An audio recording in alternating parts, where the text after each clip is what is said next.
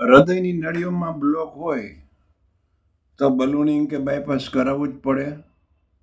જરૂરી નથી. કેમ જરૂરી નથી?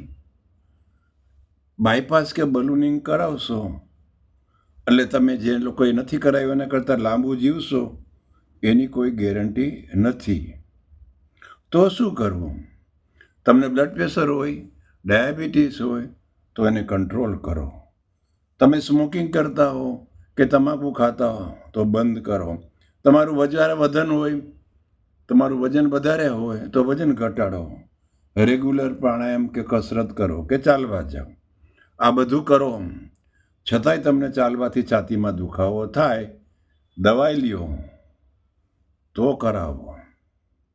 જે લોકોએ કરાવ્યું છે એ લાંબુ જીવ્યા નથી. મારી પાસે ઘણા દાખલા છે. અને જે લોકોએ બાયપાસ કે બલૂનિંગ નથી કરાવ્યું એ મરી પણ નથી ગયા, એના પણ મારી પાસે દાખલા છે. રાજકોટના જ ઇલેક્ટ્રિક મર્ચન્ટ એસોસિએશનના બહુ હોદ્દા ઉપર રહેલા અને મારા ખાસ અંગત પહેલી બલૂનિંગ હું મારી હાજરીમાં રાજકોટમાં કરાવ્યું. ફરીથી એ જ જગ્યાએ પાછો બ્લોક થયો, દિલ્હી જઈને બલૂનિંગ કરાવ્યું. પાછો બ્લોક થયો, બાયપાસ કરાવ્યું અને અંતે શ્રીજી ચરણ પામી ગયા.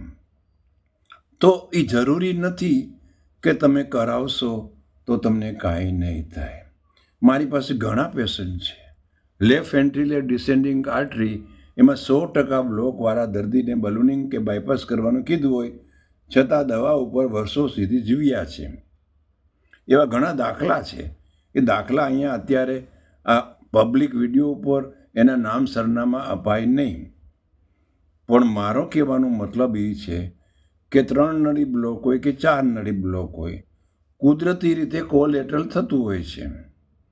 કિયારામાં તમારે ખેડૂત પાણી પાતો હોય અને તમે આડો પાણી મૂકી દો તો જે એ પછીના આગળના છોડવા હોય એ મુરઝાઈ નથી જતા, કારણ કે સાઈડમાંથી પાણી જતું હોય અને છોડવાને પાણી મળી રહે છે. હૃદયનું પણ આવું જ છે. જે જગ્યાએ બ્લોક હોય એના આગળના ભાગમાં સાઈડમાંથી બીજી નાની નાની ધમનીઓથી કોલેટરલ જેને કહેવામાં આવે છે એનાથી લોહી સપ્લાય થાય અને હૃદયને વાંધો નથી આવતો.